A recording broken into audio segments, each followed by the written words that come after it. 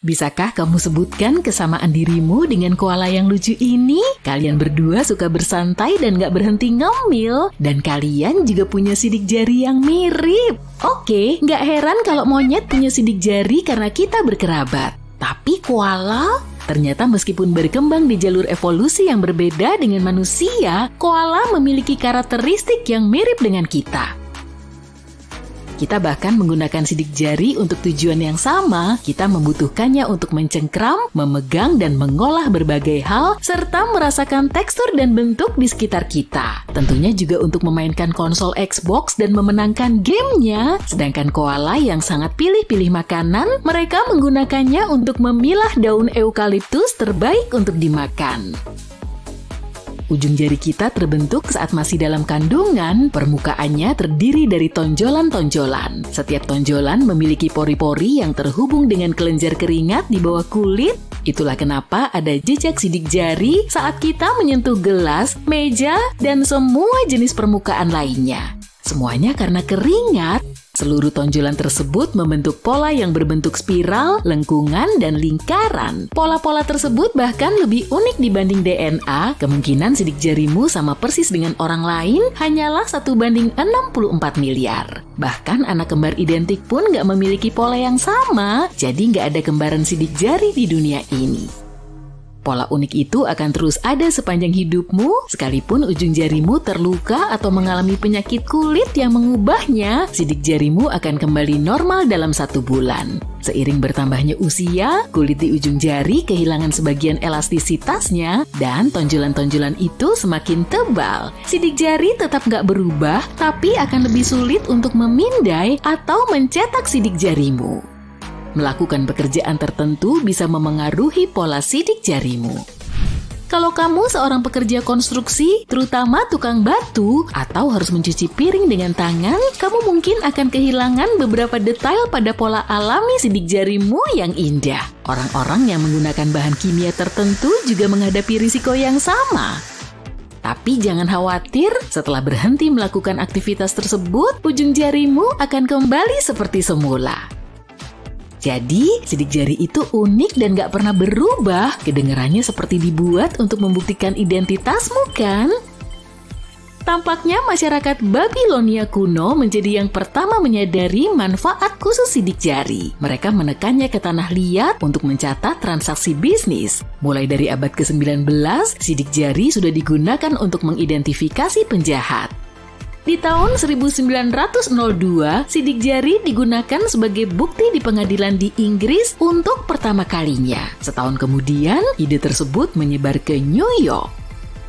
Sekarang, beragam jenis pemindai sidik jari tersedia di berbagai gadget untuk memastikan perangkat digunakan oleh orang yang semestinya. Kamu bisa membuka kunci ponsel, tablet, laptop, flash disk, kunci pintar, dan lainnya hanya dengan satu sentuhan. Teknologi ini sendiri sangat akurat, tapi tergantung pada banyak faktor. Jika pemindaian gagal karena jari basah, berminyak, terlalu kering, atau luka, maka hasilnya nggak akan akurat. Kualitas pemindai juga berpengaruh. Ini seperti kamera ponselmu, sensor dan perangkat kerasnya harus benar-benar bagus untuk mendapatkan foto berkualitas tinggi. Pada tingkat pengguna, tampaknya teknologi identifikasi sidik jari sudah sempurna. Kalau sudah menyimpan satu jari di sistem ponsel, kamu nggak akan bisa membukanya dengan jari lain. Pada tingkat yang lebih profesional, kesalahan masih bisa terjadi. Kadang sistem nggak bisa mendeteksi jari yang terdaftar atau malah salah mengenali jari yang nggak ada dalam database. Agak sulit untuk menipu pemindai pintar dan memberinya sidik jari palsu, tapi masih bisa dilakukan. Nggak lama setelah iPhone Touch ID dirilis, para peneliti mengambil foto sidik jari di permukaan kaca dan membuat cetakan untuk menipu pemindai. Cara ini berhasil saat itu, tapi pengembangannya nggak berhenti. Ponsel pintar kini dilengkapi pemindai sidik jari ultrasonik yang lebih aman. Jadi secara teori, kalau kamu memutuskan membuat tiruan sidik jarimu karena suatu alasan, salah satu cara yang mungkin adalah membuat cetakan. Kamu bisa menggunakan modeling clay atau gelatin yang menjadi bahan dasar permen gummy bear. Bahan ini memiliki kelenturan yang sama dengan jari. Solusi sederhana lainnya adalah dengan menempelkan ujung jari pada selotip dan menggunakan pola yang didapat untuk mengecoh pemindai. Atau bisa juga dengan mengambil foto sidik jari pada permukaan kaca, kemudian kalibrasi dan cetaklah menggunakan printer 3D. Ada juga metode lebih rumit yang secara teori bisa digunakan orang jahat untuk mencuri identitas seseorang atau membuka kunci gadget. Kalau sidik jarimu pernah tersimpan di suatu tempat, kamu nggak bisa 100% yakin sidik jarimu aman dalam database. Kamu bahkan bisa menemukan hasil pindaian sidik jari di internet. Langkah selanjutnya tinggal mengubah foto tersebut menjadi model 3D dan mencetaknya dengan printer 3D. Para peneliti sudah mencobanya, tapi polimer pada printer terlalu keras sehingga pemindai nggak mengenalinya sebagai jari manusia. Mereka menemukan solusi lain dan mencetak model untuk membuat jari palsu dari bahan yang tepat. Sepertinya kita bisa senang karena itu semua terdengar sangat rumit sehingga nggak banyak orang jahat yang mau melakukannya. Terkadang sebuah foto saja sudah cukup untuk membuat tiruan pola sidik jari seseorang. Institut Informatika Nasional Jepang melakukan tes dan mendapati bahwa berpose dengan gestur salam perdamaian di foto bisa menyebabkan kebocoran data pribadimu. Kalau sidik jarimu tampak fokus dan pencahayaannya bagus, polanya bisa dibaca dan disalin meskipun fotografernya berjarak 3 meter darimu. Jadi kalau ada yang bisa mengakses sidik jarimu, bagaimana cara dia menggunakannya untuk merugikanmu? Nah, masalahnya di sini adalah kamu bisa mengganti kata sandi atau bahkan membeli gadget baru. Tapi sidik jari adalah sesuatu yang tetap ada pada dirimu selamanya dan gak bisa diubah. Jadi orang-orang jahat mendapatkan akses permanen ke identitasmu dengan cara ini. Mereka bisa membuka kunci gadgetmu dan melakukan transaksi perbankan online serta mendapat akses ke dompet digital, email, informasi medis, dan data sensitif lainnya. Mereka bisa berbelanja online atas namamu dan mengakses gedung tempatmu bekerja. Kabar baiknya adalah sangat sulit untuk menyusun kejahatan semacam itu. Pelaku kejahatan kemungkinan besar butuh lebih dari sekadar foto atau cetakan sidik jarimu untuk merugikanmu. Kalau merasa sidik jarimu layak untuk diperlihatkan kepada semua orang, kamu bisa memesan perhiasan yang dibuat khusus. Desain-desain semacam itu kini semakin populer. Masuk akal sih, karena bisa dipastikan liontinmu nggak akan ada duanya atau setidaknya 1 dari 64 miliar. Seandainya kamu meragukan keamanan ID sidik jari, kamu mungkin suka dengan alternatifnya, yaitu mikrobioma. Ini adalah materi genetik dari semua bakteri dan mikroorganisme lain yang hidup di dalam tubuhmu. Tampilan mikrobioma tetap sama untuk jangka waktu yang lama dan kamu bisa mengidentifikasi seseorang di antara ratusan orang. Mencuri identitas jadi nggak mudah. Lidahmu juga memiliki pola unik berupa tonjolan dan alur-alur kecil. Pola tersebut hampir nggak pernah berubah karena lidah selalu berada di dalam mulutmu. Bibirmu juga memiliki pola unik berupa lekukan dan cekungan. Akan sangat romantis untuk membuka kunci ponsel dengan ciuman kan? Atau mengidentifikasi penjahat dengan cara ini. Satu-satunya masalah adalah para penjahat jarang mencium TKP. Lalu ada juga sidik jari kaki. Sidik jari kaki juga membentuk pola unik saat masih dalam kandungan. Bahkan ada satu kasus di mana seorang pencuri berhasil dikenali dari jejak yang ia tinggalkan di lantai. Dia membobol sebuah toko roti di Skotlandia sehingga tepung berserakan di mana-mana. Tersangka divonis bersalah hanya dalam waktu 15 menit. Kamu mungkin nggak pernah mengira telingamu begitu istimewa, tapi ini termasuk bagian tubuh yang paling unik loh. Apakah kamu merasakan semua lekukan dan tonjolan di pinggiran telingamu?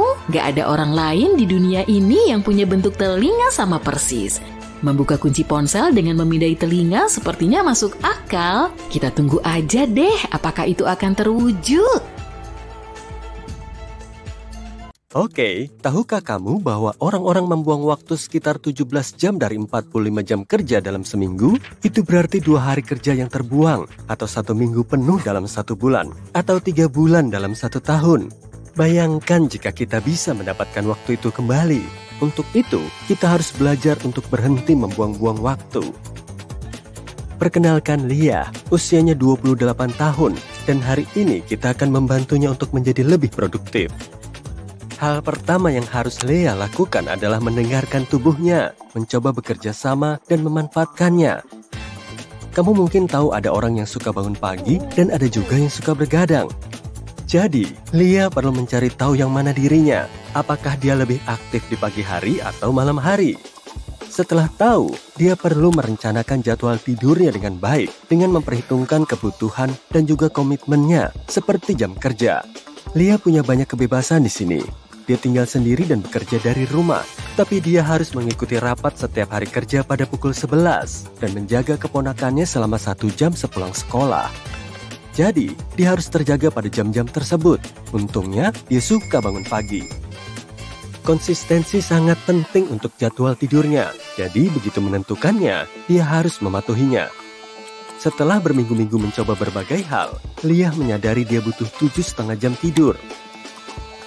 Jadi, dia beranjak tidur pada pukul 22.15. Butuh waktu sekitar 15 menit untuk tertidur dan bangun pada pukul 6. Hal berikutnya yang Lea butuhkan adalah rutinitas pagi yang konsisten dan menambah energi. Dengan begini, dia nggak akan membuang waktu dan energi untuk memikirkan apakah dia harus mandi, menyikat gigi sebelum atau sesudah makan, atau apakah ingin sarapan sandwich atau telur. Alangkah baiknya jika dia menambahkan aktivitas yang meningkatkan energi seperti berolahraga atau berjalan-jalan. Selain itu, ada baiknya hindari penggunaan ponsel selama 1 jam pertama di pagi hari. Rutinitas pagi sudah usai, tapi masih ada 1 hari kerja yang menanti. Ada beberapa aturan yang perlu Lea ketahui. Pertama, daftar tugas itu penting. Masalahnya adalah daftar tugas kita nggak ada habisnya. Kabar baiknya, kita nggak harus melakukan semua yang ada di daftar itu.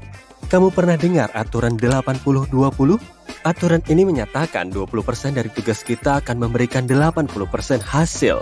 Sedangkan 80% sisanya hanya memberi kita tambahan 20% hasil. Intinya, 80% dari tugas kita hampir nggak ada artinya. Jadi, yang perlu dilakukan Lea adalah melihat daftar tugasnya dan menentukan 20% yang paling penting, lalu segera memulainya. Tapi dia harus mulai dari mana? Dia harus makan katak hidup. Bukan katak yang ini. Katak di sini berarti tugas paling penting dan kemungkinan besar paling sulit dalam daftar. Ini tugas yang akan memberi dampak paling positif pada karir Lea, dan mungkin juga yang paling mungkin ditunda-tunda. Jadi, dia harus mengidentifikasi katak itu dan memakannya, yang berarti langsung mengerjakan tugas itu. Menyelesaikan tugas paling sulit akan memberi kita kepuasan paling besar. Tapi memang sih, yang paling sulit biasanya sering kita tunda-tunda. Aku berani bertaruh, setidaknya 15 dari 17 jam yang kita buang digunakan untuk menunda-nunda tugas utama dan terpenting.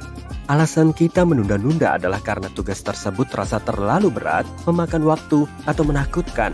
Karena itulah, Lea sebaiknya membagi tugas yang sulit menjadi beberapa tugas yang lebih kecil, lalu mengerjakannya satu persatu.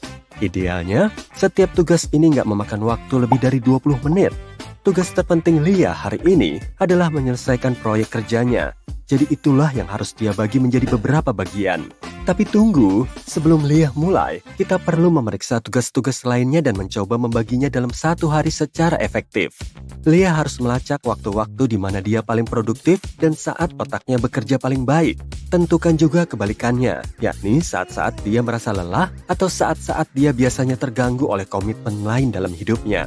Berikut ini daftar tugas yang biasa Lea lakukan setiap hari. Dan sekarang dia hanya perlu menempatkannya di slot waktu yang tepat. Tugas terpenting Lea setiap hari adalah mengerjakan proyeknya. Jadi, dia harus menghindari mengerjakannya pada pukul 13 saat keponakannya datang untuk bermain bersamanya selama 1 jam sepulang sekolah. Lea mudah sekali teralihkan perhatiannya, jadi sebaiknya dia menjadwalkan untuk memeriksa email pada jam-jam tersebut. Ide terbaiknya adalah menjadwalkan tugas terpenting pada jam-jam paling produktifnya. Jam-jam paling produktif bagi Lea adalah dari pukul 7 hingga 10. Jadi dia harus mulai bekerja di pagi hari dan mengerjakan tugas-tugas paling sulit pada waktu tersebut. Otak Lea berhenti bekerja secara efisien sekitar pukul 16. Jadi ini waktu yang tepat untuk melakukan pekerjaan menyebalkan seperti mengedit variabel dan menyusun tabel. Menyusun agenda seperti ini akan memberinya struktur produktif yang bisa dia jalani. Sekarang, saatnya mulai bekerja. Berikut ini beberapa tips untuk Lia tentang cara bekerja secara efisien. Pertama, kelompokkan tugas-tugas yang serupa agar bisa dikerjakan secara berurutan selagi masih berada dalam pola pikir yang sama. Kedua, singkirkan segala sesuatu yang mengganggu. Atur ponsel ke mode jangan ganggu, gunakan pemblokir situs web, dan jangan memeriksa email.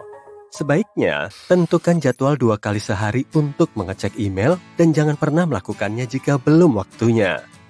Kalau tiba-tiba terbersit sesuatu di benakmu, seperti sebuah ide atau tugas lain yang harus kamu kerjakan, jangan langsung mengerjakannya. Catat saja dan kembali ke tugas utama. Selalu sediakan buku catatan untuk menampung pikiran dan ide, karena semua itu nggak akan selalu tersimpan dalam ingatan. Singkirkan sifat perfeksionis, itu nggak perlu dan hanya menambah stres dan tekanan. Fakta berikutnya adalah kita nggak bisa menjadi produktif tanpa beristirahat. Kita bukanlah robot yang bisa duduk dan bekerja selama 9 jam tanpa istirahat. Itu sebenarnya alasan lain kenapa kamu menunda-nunda pekerjaan. Ada banyak strategi dan kamu harus menemukan yang terbaik untukmu. Beberapa orang fokus selama 25 menit dan beristirahat selama 5 menit setelahnya. Ada yang melakukannya 50-10. Ada juga yang bekerja selama 90 menit dengan istirahat 15 menit. Cobalah semuanya dan lihat mana yang paling cocok untukmu. Tapi jangan bekerja lebih dari 90 menit sekaligus tanpa istirahat. Kamu akan mulai kehilangan fokus dan akan sulit untuk memulihkannya. Alih-alih istirahat selama 15 menit, kamu akan butuh waktu 1 jam atau bahkan menunda-nunda pekerjaan sepanjang hari. Jangan sampai begitu ya. Cobalah untuk mengambil waktu istirahat yang efektif. Istirahat harus memberimu energi, bukan malah menghilangkannya. Mengecek media sosial bukanlah jenis istirahat yang baik, karena membuat perhatianmu terpecah. Cara terbaik mungkin dengan pergi keluar untuk berjalan-jalan sejenak, atau membuat secangkir teh, atau mengobrol dengan rekan kerja. Kalau memutuskan untuk tidur sejenak, jadwalkan tidur selama 25 menit. 5 menit untuk tertidur dan 20 menit untuk tidur yang sebenarnya. Jangan tidur lebih lama dari itu, karena kamu akan memasuki fase tidur yang justru akan membuatmu pusing saat bangun. Tapi juga jangan stres kalau nggak bisa tertidur dalam waktu 5 menit. Asalkan kamu berbaring selama 25 menit dengan mata terpejam, otakmu akan mendapatkan istirahat yang dibutuhkan. Berikut ini daftar aktivitas istirahat yang menyenangkan untukmu. Pergi keluar. Lakukan sedikit peregangan. Berbaring dan memejamkan mata. Buatlah minuman. Makanlah camilan sehat. Menerima telepon. Latihan pernapasan atau meditasi. Merapikan kamar. Membaca buku. Menggambar. Aku suka yang ini. Nah, hari kerja sudah berakhir. Ingatlah bahwa rutinitas malam hari penting untuk mengesampingkan pekerjaan dan mulai beristirahat. Santaplah makan malam, mandi, dan membacalah. Dan jangan lupa membuat daftar tugas untuk hari berikutnya.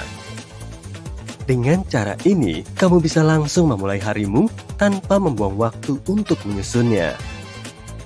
Semoga berhasil ya.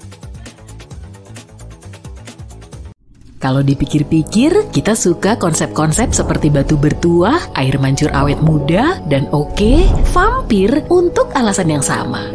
Kita semua ingin tahu bagaimana rasanya memiliki kehidupan yang abadi. Beberapa peneliti berpendapat bahwa tidak ada batasan berapa lama kita bisa hidup. Kubu yang bilang tidak ada batas berpendapat bahwa selama kita terus membuat kemajuan ilmiah dan merawat diri kita sendiri, kita berpotensi hidup selamanya. Atau sampai kamu menghabiskan tabunganmu. Sementara itu, kubu umur terbatas mengatakan bahwa tubuh kita memiliki tanggal kadaluarsa dan hanya ada sedikit hal yang bisa kita lakukan untuk mengundurnya. Sebuah penelitian menunjukkan bahwa umur maksimum manusia mungkin sekitar 150 tahun. Para peneliti menganalisis data tentang individu tertua di dunia selama beberapa dekade terakhir dan menyimpulkan bahwa ada tanggal kadaluarsa untuk hidup kita.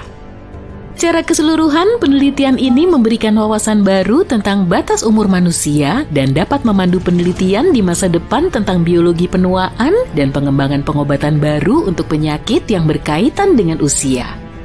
Yuk kita berhipotesis bahwa kita sebenarnya dapat menunda akhir yang tak terelakkan itu selama mungkin. Gimana kalau kita hidup selama 300 tahun? Dengan begitu kita masih akan terjebak dengan umur yang terbatas, tapi nggak akan terlalu pendek. Hidup selamanya mungkin tidak menarik karena kita tidak ingin mencapai titik di mana kita merasa bosan dan ingin memiliki kehidupan yang terbatas.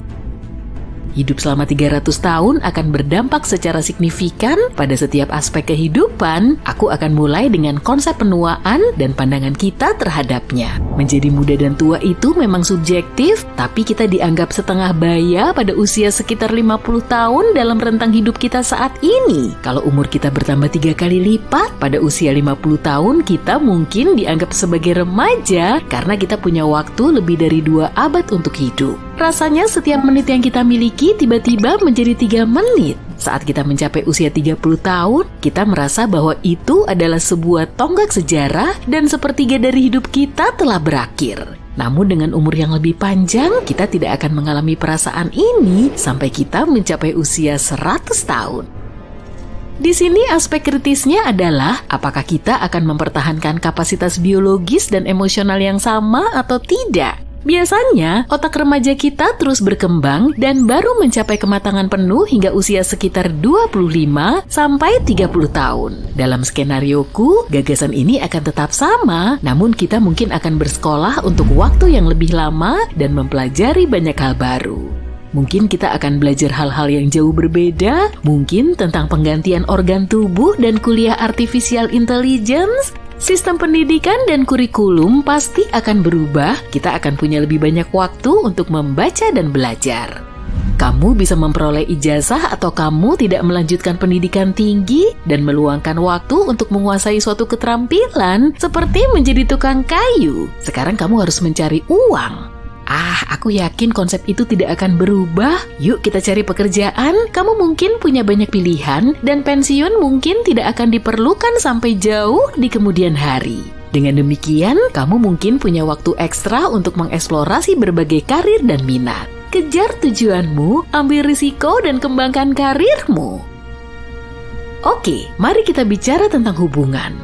Sekarang ini kita punya hubungan yang bersifat situasional, hubungan terbuka, dan sebagainya. Aku nggak bisa bayangin dinamika baru yang akan kita alami dalam kehidupan yang lebih panjang. Usia pernikahan dan keputusan untuk memulai sebuah keluarga akan berubah. Struktur dan peran keluarga akan berubah untuk mengakomodasi rentang usia yang lebih panjang ini. Kamu akan menjadi kakek nenek, mungkin pada usia 230 tahun. Tapi hal ini bisa menjadi pengalaman yang ajaib. Kita bisa punya ikatan yang lebih dalam. Bayangkan kamu punya waktu berabad-abad untuk bergaul dengan sahabatmu. Kita akan punya lebih banyak waktu untuk saling mengenal dan mengeksplorasi minat yang sama.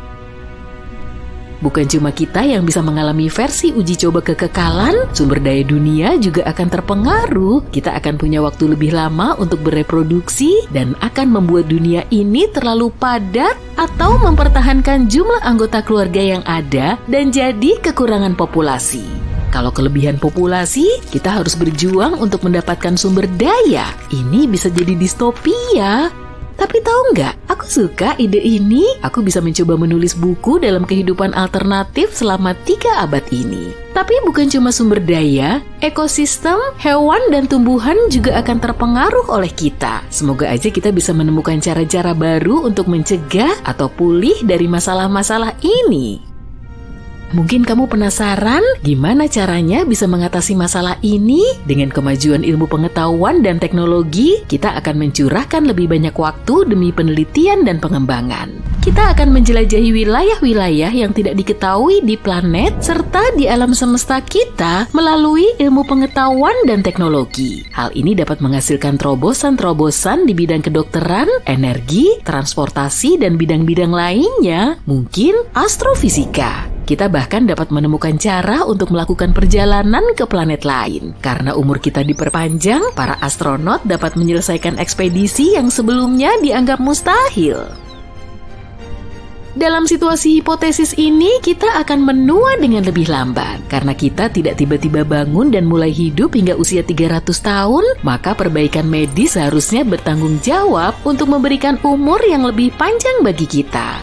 Perawatan dan intervensi baru akan ada untuk membantu orang hidup lebih sehat, kebijakan dan praktik perawatan kesehatan juga akan berubah. Perusahaan asuransi kesehatan pasti menang banyak, dan juga asuransi jiwa.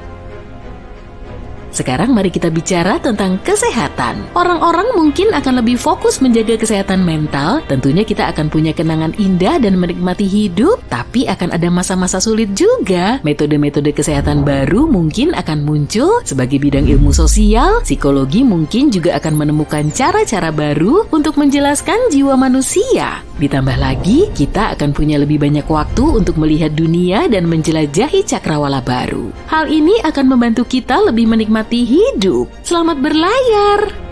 Selanjutnya, ekonomi. Ini adalah salah satu area terpenting yang akan terpengaruh oleh umur kita yang lebih panjang. Hal ini berpotensi menghasilkan tenaga kerja yang lebih besar dan lebih banyak akumulasi kekayaan dari waktu ke waktu, atau dapat menyebabkan permintaan yang lebih tinggi untuk sumber daya seperti makanan dan perumahan. Maka negara harus terlibat untuk menjaga keseimbangan dan membantu masyarakat memenuhi kebutuhan.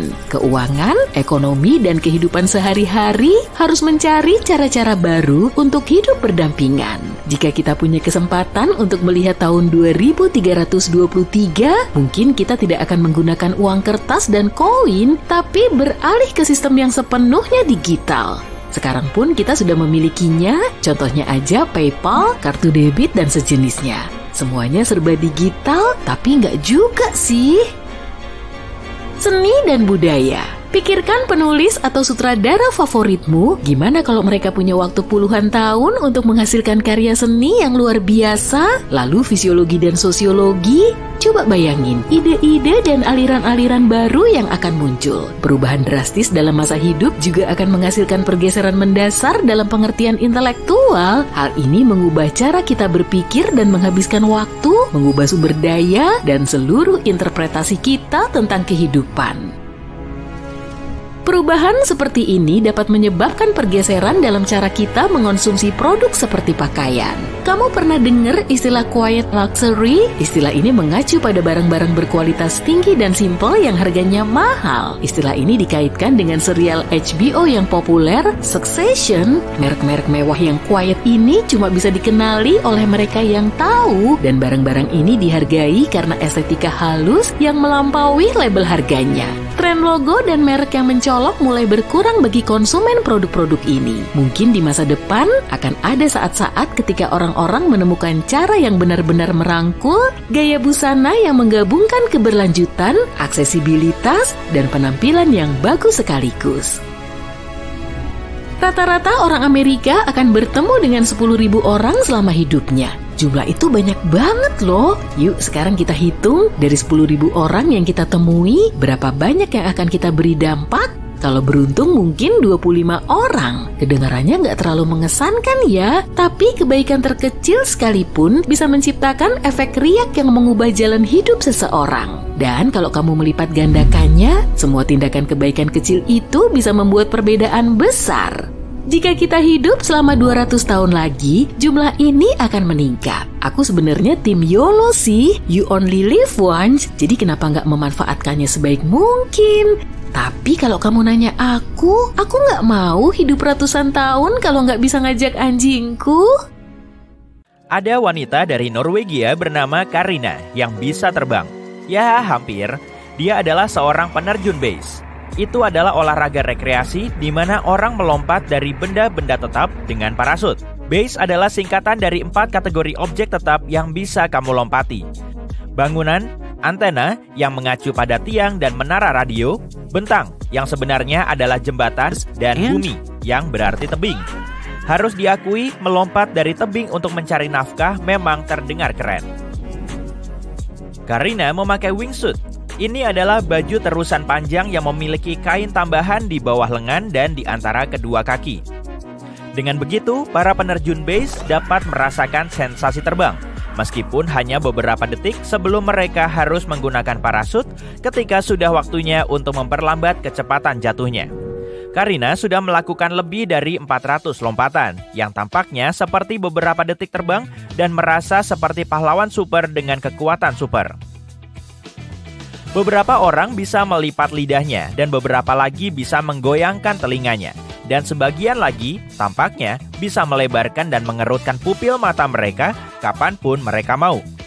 Gak ada yang mengira memperbesar dan mengecilkan pupil mata bisa dilakukan dengan mengendalikan secara langsung, seolah-olah itu adalah otot. Sampai seorang siswa dari Jerman berinisial DW menunjukkan cara mengubah ukuran pupil mata sesuai keinginan. Dia menunjukkan kepada seorang teman bagaimana dia bisa menggetarkan bola matanya. Dan temannya kemudian menyadari pupil matanya menjadi lebih kecil. DW menyadari dia punya kemampuan yang keren setelah bermain game komputer untuk waktu yang lama. Dia bilang, menyempitkan pupil mata terasa seakan-akan kamu sedang mencengkeram atau menegangkan sesuatu. Pada saat yang sama, apabila kamu ingin membesarkan pupil mata, rasanya seakan-akan kamu sedang merilekskan mata. Kedengarannya seperti sesuatu yang bisa kucoba sebelum tidur malam ini. Dan yang lebih mengagumkan lagi, katanya dia benar-benar bisa merasakan otot-otot dalam pupil matanya. Seorang pria bernama Daniel adalah seorang tunanetra, tapi dia masih bisa melihat. Dia nggak melihat dengan matanya, tapi dia berhasil menyetel pendengarannya dengan sangat baik, sehingga dia bisa mengendarai sepeda bahkan di tengah lalu lintas yang padat. Dia juga dapat melakukan banyak hal lain, misalnya pergi berkemah sendirian, menari, dan memanjat pohon. Kekuatan super yang dimilikinya disebut ekolokasi. Untuk mengarahkan dirinya sendiri, Daniel menjentikan lidahnya. Suara yang dia buat memantul dari benda-benda di sekelilingnya. Ekolokasi adalah teknik yang digunakan lumba-lumba, kelelawar, dan paus beluga untuk mengorientasikan diri mereka sendiri dan menavigasi lingkungan sekitar. Daniel telah menjadi sangat mahir dalam menggunakan kekuatan supernya, sehingga tunanetra lainnya pun mempekerjakannya untuk membantu mereka berkeliling. Stephen adalah seorang seniman Inggris dengan ingatan fotografi yang mengagumkan. Dia menghafal dan kemudian menggambar garis langit Roma, Tokyo, Dubai, Hong Kong, dan New York City. Yang diperlukannya untuk menggambar begitu banyak detail yang canggih dan sangat akurat dari tempat-tempat ini hanyalah 1 kali naik helikopter di atas setiap kota. Ketika dia mengerjakan gambar panorama Roma, dia menggambar jumlah tiang Pantheon dengan tepat. Tahukah kamu sebagian kenangan masa kecilmu terkadang terasa begitu jelas? Bayangkan kalau kamu bisa mengingat seluruh hidupmu dengan intensitas yang sama. Wanita dari Australia dapat mengingat setiap menit setiap hari, dan dia nggak mengingat detail yang kabur. Bertanya-tanya apakah hal itu benar-benar terjadi. Dia mengingat semuanya hingga ke detail yang paling kecil. Kamu bisa memberitahunya tanggal secara acak, dan kamu akan mendengar seperti apa hari itu dalam hidupnya, karena otaknya nggak bisa melupakan apapun. Ada pria yang nggak bisa berhenti berlari. Men's Fitness memberinya gelar sebagai salah satu pria terkuat di planet ini. Dia adalah seorang pahlawan super sejati mengingat staminanya. Dia telah menjalani beberapa tes atletik yang paling menantang secara mental dan fisik yang bisa kamu bayangkan. Sebagai contoh, dia berhasil menyelesaikan lari sejauh 563 km. Mengesankan?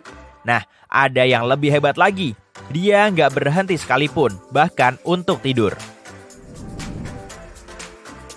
Ada juga sprint yang terik melalui panasnya Death Valley. Bayangkan berlari di luar pada suhu 49 derajat Celcius.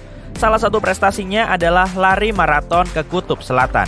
Suhu di sana bisa turun hingga 40 derajat Celcius. Forrest Gump yang hidup di dunia nyata ini, tapi dengan stamina yang lebih baik, telah membangun resume lari yang cukup mengesankan. Tapi dia masih mencari cara baru untuk menantang tubuh dan pikirannya. Sebagai contoh, pelari super ini baru saja menyelesaikan 50 maraton. 1 maraton di setiap negara bagian, dan dia butuh waktu 50 hari berturut-turut untuk melakukannya. Kamu mungkin pernah dengar tentang Wim Hof, motivator dari Belanda yang mampu bertahan dalam suhu yang sangat rendah. Dia menggunakan teknik meditasi khusus untuk menjaga suhu tubuhnya tetap stabil saat bertahan dalam kondisi beku. Dia bahkan mendapat julukan yang tepat untuk itu, si manusia es. Hof telah menyelesaikan beberapa maraton dan mendaki Gunung Kilimanjaro dalam suhu yang sangat rendah. Dan yang dia pakai cuma celana pendek loh. Dia telah mencetak 20 rekor dunia dalam hal ketahanan dingin. Itu termasuk rekor berendam di air es terlama, 1 jam, 13 menit, dan 48 detik. Membicarakannya saja membuatku kedinginan. Aku mau ambil selimut sebelum melanjutkan. Pria berusia 54 tahun ini dijuluki Spider-Man Perancis. Dia terkenal dengan prestasi panjat tebing urban. Tampaknya sangat mudah ketika kamu melihatnya memanjat gedung bertingkat di siang hari bolong. Dia nggak membawa peralatan keselamatan apapun yang bisa mencegahnya jatuh. Tapi bahkan tanpa semua itu, dia masih bisa memanjat ratusan meter ke langit. Dia telah mengunjungi beberapa tempat terkenal dan memanjat Empire State Building, Menara Eiffel, Menara Canada Square, Hotel Four Seasons di Hong Kong, dan Menara Petronas di Malaysia. Panjat tebing urban bukanlah tindakan ilegal, namun dia telah ditangkap lebih dari 100 kali karena menyebabkan gangguan publik. Wow, tetap saja itu kekuatan super, tapi aku pribadi akan melewatkan yang satu ini. Berikutnya, beberapa tahun yang lalu, cerita tentang pria yang dapat bertahan hidup tanpa air dan makanan beredar di seluruh dunia. Dia mengklaim bahwa dia nggak pernah makan sejak tahun 1940. Para peneliti sangat penasaran dengan kasus ini. Jadi mereka menempatkannya di sebuah ruangan selama 10 hari untuk mengamatinya. Tapi misteri itu tetap nggak terpecahkan karena dia keluar dari ruangan itu dalam keadaan sehat-sehat saja. Meskipun mereka nggak memberinya air atau makanan. Pria dari Malaysia ini adalah Raja Gigi. Dia menarik kereta dengan 7 gerbong menggunakan tali baja, tapi dia nggak menggunakan lengannya. Salah satu ujung tali diikatkan pada kereta, sedangkan ujung lainnya berada di antara giginya. Pria ini memegang rekor Guinness untuk kemampuan luar biasa yang nggak bisa dijelaskan oleh siapapun. Iklan pasta gigi harusnya mempekerjakan dia. Bagaimana dengan pembisik singa? Bayangin berbicara dengan raja hutan dan bisa berteman dengan hewan buas ini. Kedengarannya seperti kekuatan super yang nyata. Tapi ada pria yang benar-benar bisa menjinakkan dan berbicara dengan kucing-kucing besar ini tanpa usaha khusus. Gak peduli singa yang menakutkan atau cheetah yang ganas, dia berteman dengan mereka dan kemudian membuat mereka menari mengikuti iramanya. Kekuatan supernya dengan cepat mengubahnya menjadi pahlawan di antara para penggemar satwa liar. Saatnya untuk bertemu Daniel, si manusia karet. Sejauh yang kita tahu, Daniel adalah manusia paling lentur di dunia. Dia bisa menggulung tubuhnya seperti bola, dan ini membantunya menjadi pemegang rekor Guinness 5 kali. Ketika kamu melihatnya menunjukkan keahliannya yang istimewa, kamu pasti bertanya-tanya kemana tulang-tulangnya ketika tubuhnya ditekuk seperti ini. Dia menemukan bakatnya pada usia dini. Dia melompat dari ranjang susun paling atas, dan yang membuat anggota keluarganya takjub, dia mendarat dengan gaya straddle split. Namun karirnya baru dimulai bertahun-tahun kemudian ketika dia mulai tampil di jalanan.